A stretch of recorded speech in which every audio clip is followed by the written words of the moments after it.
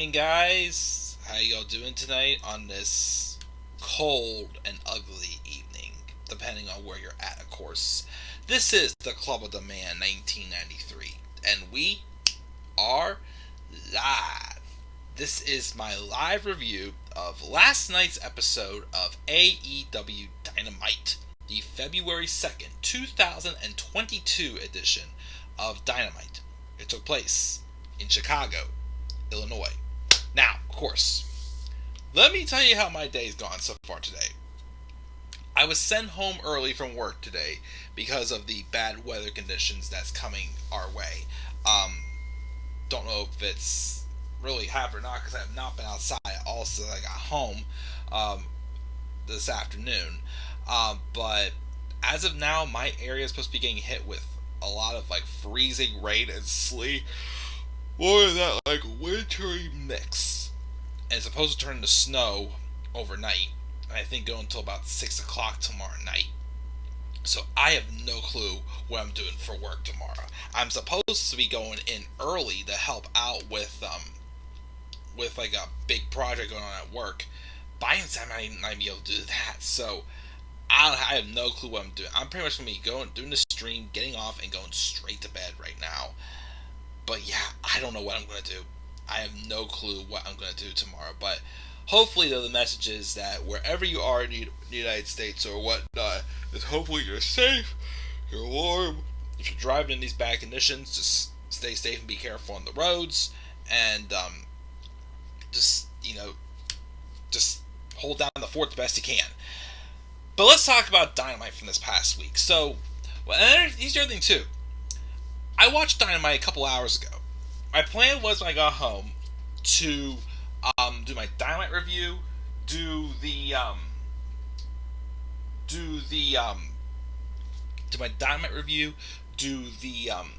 my first of my WrestleMania Classic Retro streams, which I have the list made of which 9 matches I'm going to do. I unfortunately am not going to do the first one today. I will do that one tomorrow when I get home from work before SmackDown. And I was going to do my Seinfeld reviews. I wanted to try to get back on those again. And I also wanted to do my next part of Harry Potter Let's Play. Well, dumb me decided to download some more songs to my phone. And then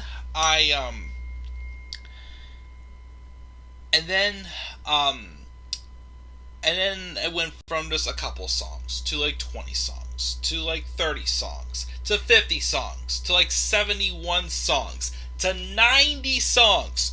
Chris Jericho, part of you is to blame because I was trying to find a certain Fozzy song. I can't remember which one it was, but every one that I kept coming across, I'm like, oh, this one's good. I should download this one. So, yeah, my plans for the day did not quite go as smooth, but, it is what it is. Dynamite, though. Let's talk about Dynamite from Chicago. Really, really, really good episode. We gotta talk about, though, first, I want to go into deep details about the controversy, but a certain somebody was supposed to debut on this show. A former WWE superstar. A good friend, of course, of Bryan Danielson's. Who at first, this person wanted Bryan Danielson to be the tag team partner back in, I think it was 2008, before this guy was fired, but of course was brought back for the past 6 years, even though he's not done much for the past year or two, was a crucial part of the Cruiserweight division. He is, of course, also a former Cruiserweight champion, and yes, that person is indeed, I almost said that, indeed, the Brian Kendrick.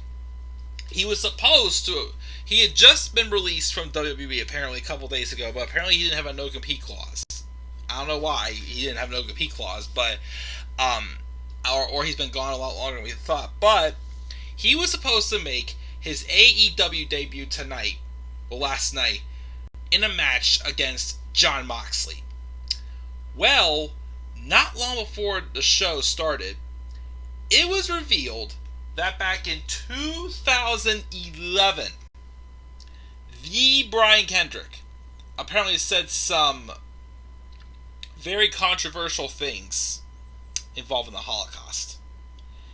And I don't want to go into details. I don't want to get in the debate or whatnot. But What he said, honestly, was horrible. I do agree.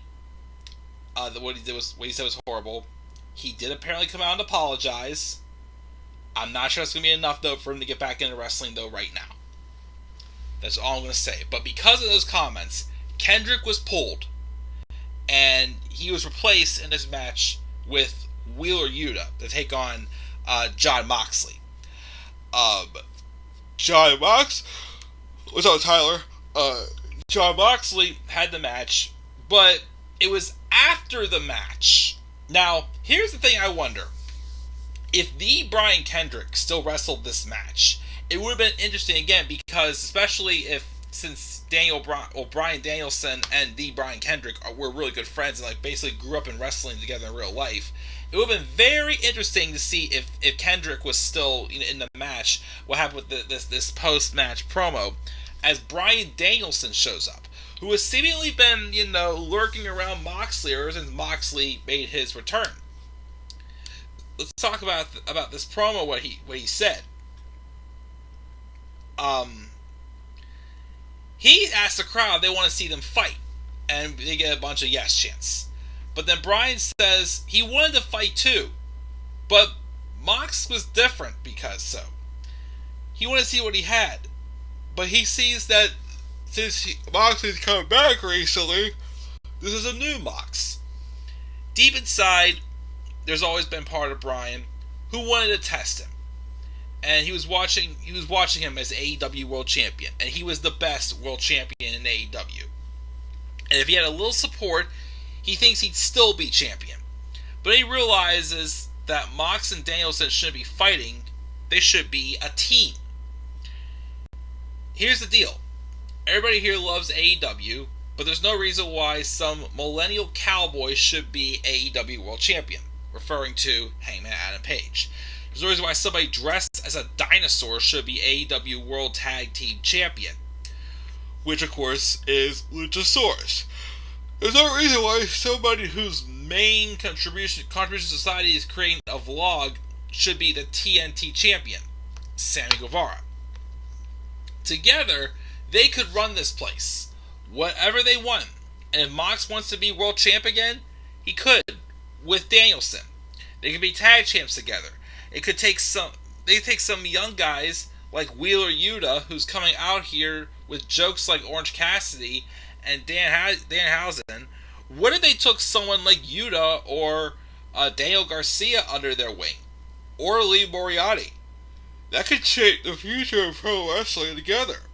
Even the fans don't like Brian, they like what he's talking about. So he knows this is a lot on his plate. So he doesn't have an answer right now. He just wants him to think about his possibilities. He extends a hand to shake Moxley's hand and says he knows it's a lot of pressure and why not think about it, and walks away.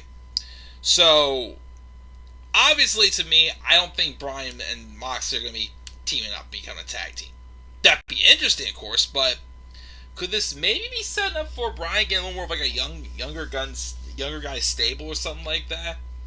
Like, again, Daniel Garcia, Lee Moriarty, like maybe like a couple young guys who don't have too much to do right now. Maybe Danielson can be like their mentor in some ways and help them look good or somewhat. I think that's going to kind of be the part of the build up to this Moxley and Danielson fight we're most likely getting at Revolution. It is the match I'm pretty sure we were supposed to originally get at Full Gear before Moxley made the decision to help himself, which again, props to him for sure. Check out my Jon Moxley hero video, of course, so always keep plugging that as well. But I'm interested to see where this goes, for sure, with Brian and Moxley. So we'll see what happens, what Moxley does next. We get, of course, hype reel for the main event of the show, which is going to be CM Punk and MJF. Then we got this segment with Brandy Rhodes. She first starts off as saying that she loves coming to Cleveland, where everyone is nice to her, or Chicago, same thing, which she's getting a thunderous chorus of boos. Dale Lambert and the Man of the Year come out. He says they may have given her a reality show, but what she needs is a reality check. he'll give it a shot. You can pretend that Cody Rhodes earned his spot and that Chief Brand Officer is a real spot and not just an ego stroke. You can even pretend that you're Brady from the Block accent when you get upset isn't as fake as those bulldogs popping out of your top right now. Referring to her cleavage, I guess, there.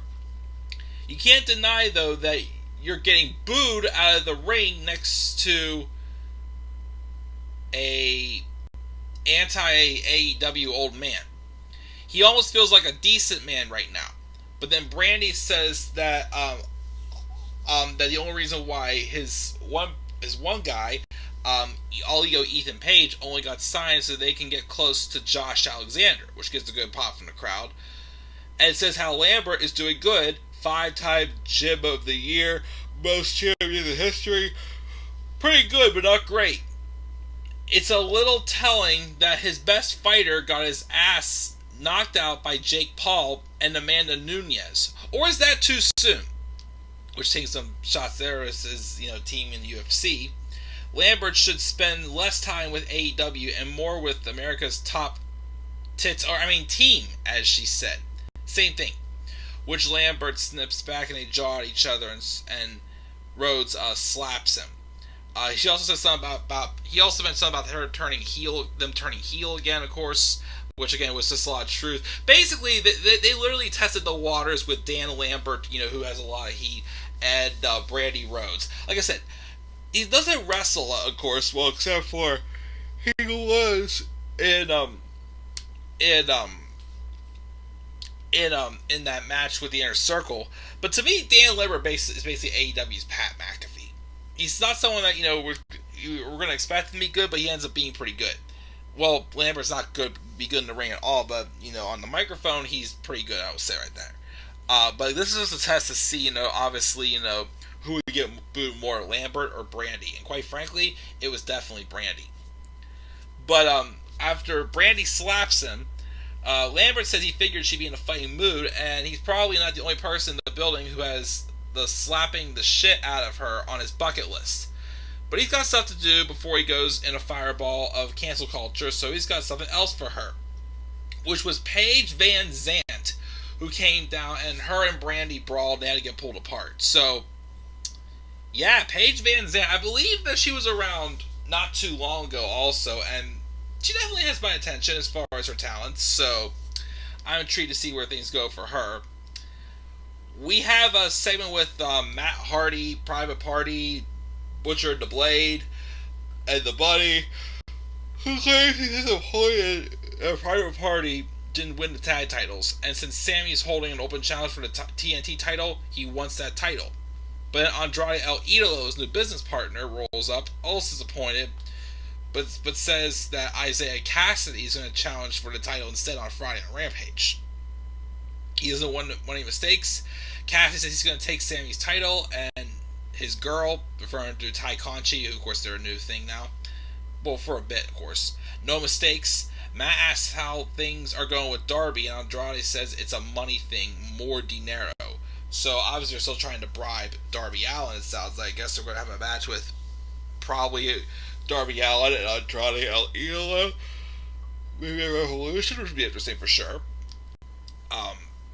This is not the only pay-per-view time that Andrade El Idolo has gone so far. Of course, was that he was supposed to be at All Out, but then his match got canceled. He was in Full Gear, but the match he had it was fine. Like I said, the match he had when he teamed up with Malachi Black, I still thought, to me, could have been easily a Dynamite match. I still feel like. Speaking of which, Death Triangles, Pac and Penta El Zero may take on the Kings of the Black Throne, which are calling themselves now, not the House of Black. The Kings of the Black Throne, Malachi Black and Brody King. I tell you what, I'm really liking what they're doing with Malachi Black and Brody King. At first, I thought it was going to be Sting and Darby Allin maybe taking on Jurassic Express for the tag titles. I think it's going to be Brody King and Malachi Black. And honestly, the reign would be short. I wouldn't mind seeing Malachi Black and Brody King win those tag titles. I know Malachi Black wanted to see him as a single star, but there's just something cooking big time here with this tag team with him and Brody King. So I'm interested in that as well. They do win the match. Like I said, I think they're working their way up to getting the tag title shot at Revolution, which will be good, as they won with the Dante's Inferno. Adam Cole had a backstage promo pointing out how he claims he's still undefeated because last week's Lights Out match didn't count, and he doesn't want to even remember the fact that he lost to Orange Cassidy. Yet again, the match did not count. He's one of the best in the business, and you're going to see an Adam Cole who takes what he wants. He's going to hurt Evil Uno and beat him on Friday, and then the world will know what he wants, which obviously he's gunning for the AEW World title. Nyla Rose and Ruby Soho had a pretty good match. Vicky Guerrero got involved, caused some distractions, and Nyla Rose was able to eventually hit the Beast Bomb on Ruby Soho, so I guess we're continuing this feud. Okay, we'll see where it goes. Now, we have a backstage promo with the Ass Club, or whatever they're called. Billy Gunn and his boys are confronting Jungle Boy, and they mock him and they attack him, throw him across a snowbank until Christian Cage and Luchasaurus run them off. We also have Hangman Adam Page having an interview about his title defense against Lance Archer next week in a Texas Death Match, which I think the last time we saw Archer in a Texas Death Match was him and Moxley faced off for the IWGP US title back in the summer. I think that's when, at the time, Archer won the title. But Hangman says how he's been champ for 81 days. He's gone to defend it twice. At the beginning of the year, he begged and pleaded for a challenger, and here he is, 3 weeks later, still waiting. Archer wants a Texas Death Match, and he really doesn't give a shit because he needs something anyway, and he needs it tonight. Well, Dan Lambert comes back out with Jake Snake Roberts, and Lambert has a full promo full of sports references. Paige starts talking, and Jake tells him to shut up and calls him a little boy, which brings out Lance Archer, and we get a brawl. Lance came out on top, though, with a black gun to the Timekeeper's table, which was a pretty good table spot there as well. We also have Archer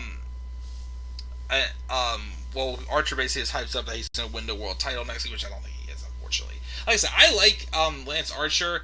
I just feel like that they could have definitely done a little bit better of a job building up more as like AEW's Brock Lesnar or something. Instead, he had the build when he was feuding for the debuting TNT title, but then they kind of just just pulled the plug on him, which I don't get why, and they've been back and forth with this dynamic, so I don't know. Chris Jericho, because of promo asking why did Santana and Ortiz do what they did last week, and uses his power as an influencer to demand a full Inner Circle meeting next week. We'll see where that goes as well. And then finally we have the main event, the long-awaited match in his hometown, of course, CM Punk and MJF. This was definitely a long match. It was like 40 minutes, I think it was. It was long, but it was good. It was a really good match. Great psychology, great storytelling. Again, 2 guys on the microphone who aren't too bad in the ring, but again I'm starting to get sleepy here. Crap. Almost there. But they still work very well together. There was a point in the match, like 10-15 minutes in, though, where MJF used some type of a tape to help choke out Punk a little bit more, and Punk eventually passed out until the referee, of course, when throwing up MJF's head, fouled the tape underneath. And because that happens, instead of disqualifying MJF, they kept the match going for quite a while after that. There were some good spots there. Of course, the match ended when Wardlow came out. Now, Wardlow, of course, has been teased as splitting with MJF, or if he's staying, or, there's been some back and forth teases with it. But he ends up, teasing Punk he's going to get involved, but he does not. And then Punk, after a while, believes it. We all believe that Wardlow's a scout now, but he's, slowly, fading more and more away of his relationship with MJF. But nope. He actually, when the referee was not looking, snuck in the Dynamite Diamond Ring. MJF used that to knock out Punk, and MJF gets the victory. MJF hands Punk his first loss in AEW, which I'm totally cool with that. We'll see, though, where this goes, if this leads to another match. And, of course, if it does happen, it has to be at Revolution. But we'll wait and see. But I liked the match. I thought it was good. And that's Dynamite. I gave it a B+.